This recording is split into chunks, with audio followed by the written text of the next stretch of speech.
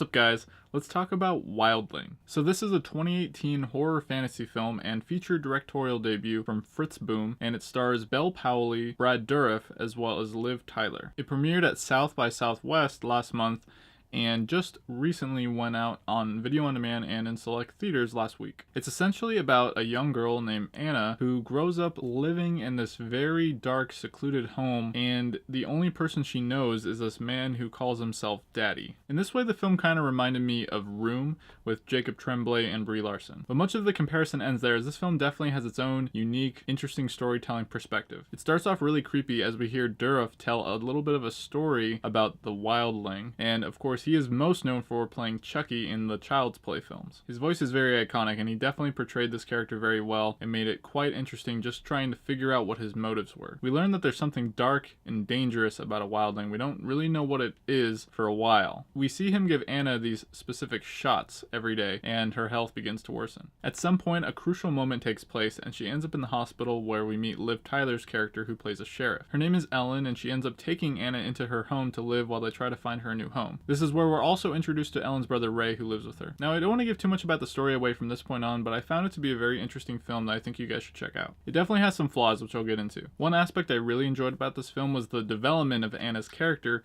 and how we see her start to become as normal as a person as she can be. There are a lot of really strange things she does that we don't quite understand for a while until the very end, when it all starts to really make sense. That's where I have a few flaws, is that this film leaves questions for quite a long time, and it takes a while till we really can put the pieces together. Not only that, but the story is so fast. This movie is only about an hour and 30 minutes. I actually feel like they could have included a bit more. There were times where it went by so quickly that it felt a little rushed, and I think just a few extra scenes could have really made this film work even better. I think the strongest aspect of it, however, has to be Bel Powley's performance as Anna. She is fantastic in this film. I have never seen her before, but I think she's going to be a great up-and-coming actress. Liv Tyler and Brad Dourif were also really good, and I think the younger brother was pretty good as well. I do think maybe it could have benefited from a little bit of a better script. But overall, this film was very surprising, and I think it did a great job of kind of shifting into a specific genre that some of you might not be too familiar with. It's got a lot of interesting folklore in it, and some of the editing is very well done. I also enjoyed the music that we get to see at the very end. There's an original song here performed by Linda Perry called Wildling, which I thought tied into the credits very well. The film was definitely made on a smaller budget, and at times you can tell, but I think for a first-time director, this was about exactly what you could hope for. There were some special effects that were a little bit jarring at times, and maybe it would be better viewed on a Blu-ray copy versus just streaming it on a place like Amazon or Vudu. Overall, this film blended different genres together really well, whether it was drama, horror, or thriller, and fantasy. But I think the one thing that made it stood out was the complex themes, especially in relation to young adulthood for women. It was very fascinating and has a lot to say about that. Definitely give this one a try, especially if you're interested in unique and different types of stories. Wildling blossoms into a mesmerizing horror fantasy with complex themes about womanhood, quick pacing, and a great performance from Bel Powley. And that's why this film